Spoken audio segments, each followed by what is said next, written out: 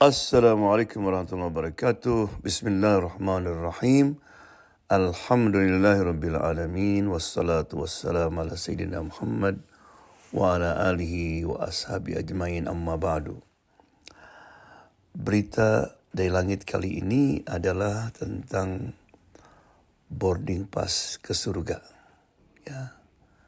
Kita kalau naik pesawat kan nggak boleh kita naik kalau nggak punya boarding passnya. Demikian juga untuk masuk surga kita perlu ada boarding pass. Dalam Islam sangat simpel boarding passnya. Right? Itulah dua kata yang diulang-ulang dalam Quran sampai 50 kali. Ya, yaitu innal ladzina amanu wa amilus solihat. Kecuali orang yang beriman dan beramal soleh. Jadi iman dan amal soleh. Right? Ketika kita mentadaburi kata-kata ini, maka kita bisa mengambil kesimpulan ayat ini ada 3 indikasi dan 3 hasil. Right? Indikasi yang pertama bahwa Allah SWT selalu menyatukan antara iman dan amal soleh. Ya seperti gula dan manis. Kalau nggak manis ya bukan dianggap gula sudah. Right? Ini penting karena waktu saya kerja di penjara sebagai Muslim chaplain, imam penjara, itu banyak pertanyaan seperti itu. Seperti misalnya, apakah Mother Teresa akan masuk neraka? Gitu kan?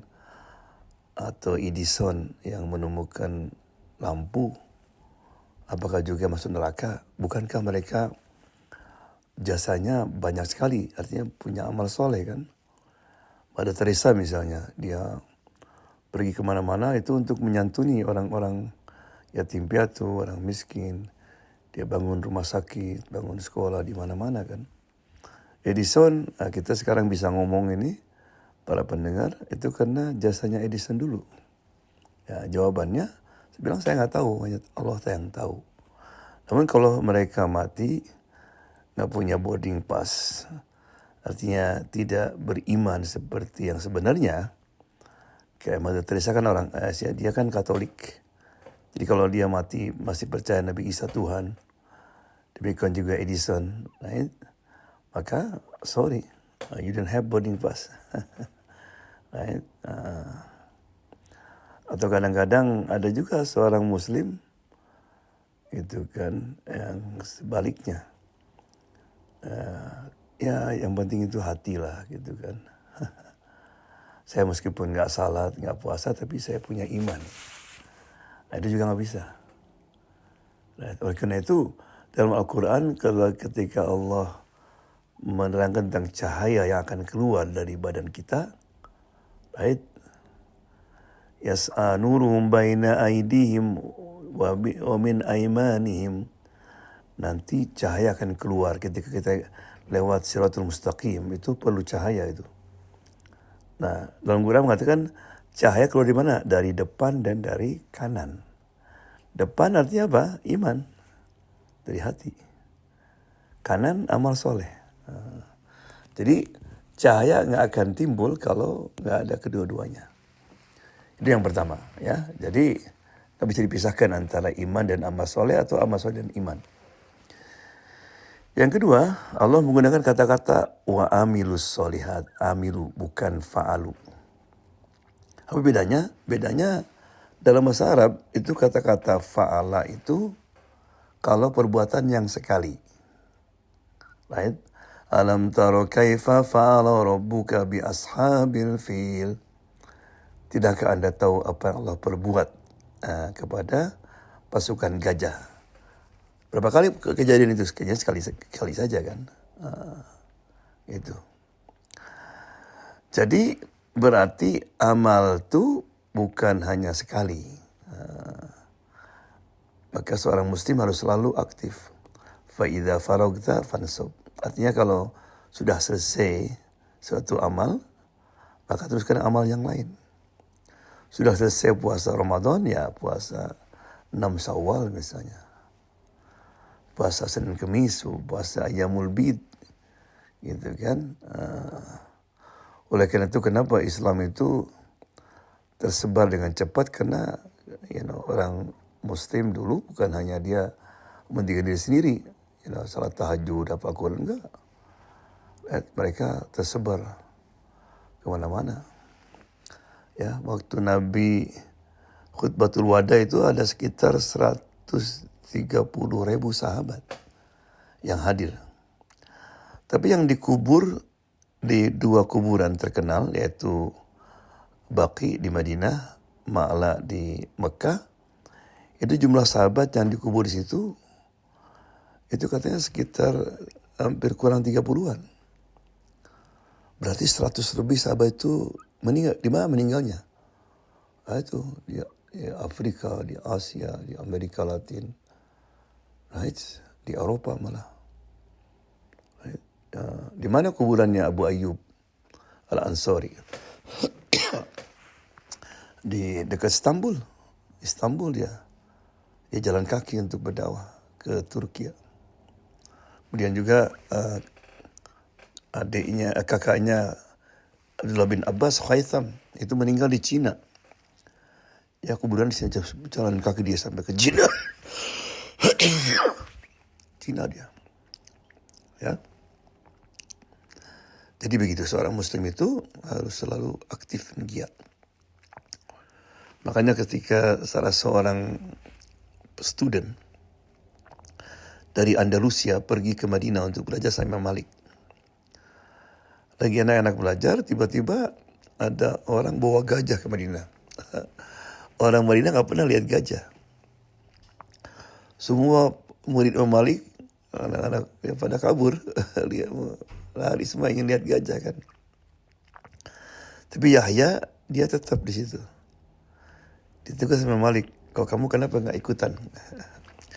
Dibilang saya datang ke sini bukan untuk lihat gajah, tapi untuk belajar dari kamu. Allah. Makanya Yahya Andalusia tuh jadi ulama terkenal kan akhirnya. Ya. Kemudian kata-kata as-solihat. Ya. As-solihat ini berarti amal-amal itu macam-macam. Ya, kita membersihkan diri itu amal soleh. Atau menghibur orang lain. Orang yang sedang kebingungan, orang yang bisa bayar hutang, kita bayarkan, kita tolong. Orang buta, kita tuntun misalnya. Atau juga mengakurkan orang yang bermusuhan. Itu bukan main, pahalanya besar. Ya, Nabi mengatakan pernah bersabda, maukah aku sampaikan kepada kamu perbuatan yang lebih tinggi pahalanya daripada salat malam dan puasa Senin Kemis? Kata Nabi, kata sahabat, apa ya Rasulullah? Islahu dhatul bain, mengakurkan orang yang tidak akur, orang lagi musuh-musuhan. Maka kita kalau lihat ada kawan kita lagi musuh-musuhan, jangan disembur ya, dipompa. Oh ya benar, emang dia tuh, ya kalau kita berusaha, malah dalam hal ini kita dibolehkan membohong, ya dari sangat pentingnya itu. Kita pergi kepada si A, ya oh tadi saya ketemu si B, katanya kangen sama kamu katanya. Betul kalau ya, kita bilang sama B juga begitu, itu boleh, ya. Atau social service, ya kita membantu di rumah yatim piatu, membangun sumur dan sebagainya, itu macam-macam. Ya, jadi 3 indikasi. Yang pertama, bahwa Allah selalu menyatukan antara amal iman dan amal soleh. Orang yang beriman tidak beramal soleh itu menimbulkan pertanyaan, buktinya apa kan? Orang yang beramal soleh tanpa iman gak akan sampai tujuan. Right? Mereka dapat pujian di dunia saja sudah. Yang kedua, Allah menggunakan, indikasi kedua adalah menggunakan kata-kata amiru bukan fa'alu.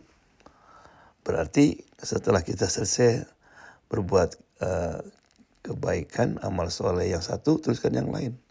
Setelah salat fardu, salat ba'diyah, dan sebagainya. Yang terakhir as-solihat, berarti amal soleh itu macam-macam. Kita tinggal cari saja, ya. Nah, apa akibatnya atau sunnatullah kalau kita melakukan iman dan amal soleh? Allah berjanji, ya, man amila min dzakarin aw untha wa huwa mu'minun falanuhyiyannahu hayatan thayyibah. Ya, barang siapa yang beramal soleh, baik laki dan perempuan, dan dia beriman. Ya, kadang-kadang amal soleh dulu disebut. Maka falanuhyiyannahu, kalau ngerti bahasa Arab itu ada kata tekenan, la dan nun tanwin. Nuhyiyannahu artinya jangan ragu lagi, pasti, for sure. Kami akan berikan kehidupan yang nyaman, kehidupan yang tenang, kehidupan yang baik. Allah. Kehidupan yang baik itu macam-macam. Kalau kita bisa merasakan nikmat salat, nikmat tahajud, nikmat baca Quran, senang pergi ke masjid, itu juga kehidupan yang baik. Punya anak-anak soleh, itu juga hayatan thayyibah.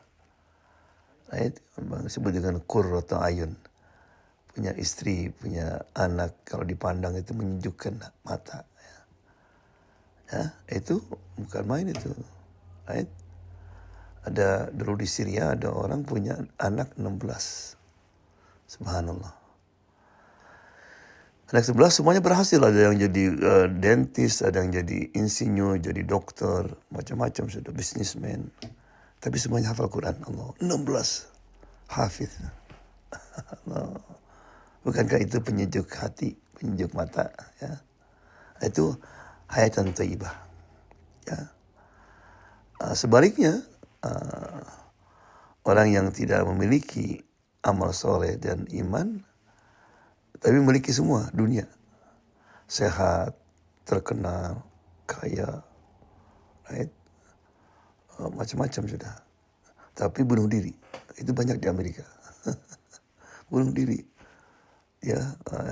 Orang bunuh diri itu kebanyakan orang-orang itu, orang terkenal, orang kaya, ya. Karena nggak punya boarding pass tadi. Yang kedua, Allah berjanji, ya, kalau kita melaksanakan dengan sempurna iman amal soleh, la yastakhlifanna fil ardi, kita akan jadikan khalifah, akan memimpin dunia ini. Allah.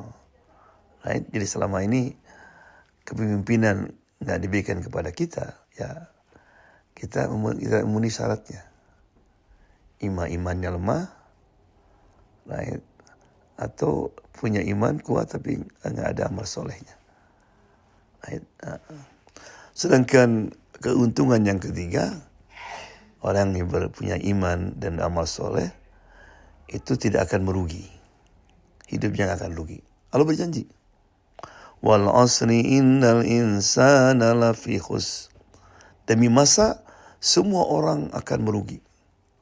Apakah orang Indonesia, orang Amerika, orang Inggris, ya, orang pintar, orang bodoh, orang kaya, orang miskin, orang apa saja, itu semuanya akan rugi di akhirat nanti. Innal ladzina amanu wa amilus solihat, kecuali orang beriman dan beramal soleh. Itu akan rugi di dunia dan di akhirat juga. Ya, jadi itulah, ya, itulah boarding pass ke surga. Sebagai penutup, dulu ada seorang nabi, itu dia keluar masuk penjara, keluar masuk, ya, karena dia pengedar drug, narkoba. Tapi setelah masuk Islam, itu nggak pernah masuk lagi ke penjara. Saya tanya, siapa sih pembeli narkoba itu? Oh, katanya para lawyer, para politician, orang-orang yang punya, anggota kongres. Jadi memang Amerika ini seperti rumah sakit, di mana gedungnya mentereng bagus, tapi kebanyakan orang sakit kan di rumah sakit itu. Begitulah, makanya drug itu laku sekali. Malah sekarang ada beberapa state itu dibolehkan marijuana itu kan. Ya, terus saya tanya juga, kamu kan dulu sering baca Bible, kuliah saya ahli Bible. Tapi kan ajaran sama. Artinya kan dalam Bible juga nggak boleh mencuri, nggak boleh jual obat-obatan, ya, nggak boleh bunuh dan sebagainya kan. Betul katanya. Tapi saya waktu baru agama saya dulu, saya nggak takut.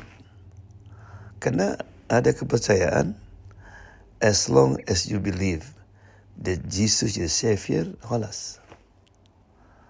Selama kamu percaya Nabi Isa itu juru selamat, kamu akan selamat. Jadi kamu memperkosa, kamu bunuh, tapi kamu percaya Nabi Isa penyelamat, kamu selamat. Setelah masuk Islam, oh men katanya, orang selamat kalau dia punya iman dan amal soleh. Nabi saja nggak bisa nolong anaknya, Fatimah katanya. Ya. Jadi itulah, mudah-mudahan kita selalu bisa meningkatkan iman kita dan bisa memperbanyak amal soleh insyaallah, sehingga kita punya boarding pass untuk ke surga. Amin. Assalamualaikum warahmatullahi wabarakatuh.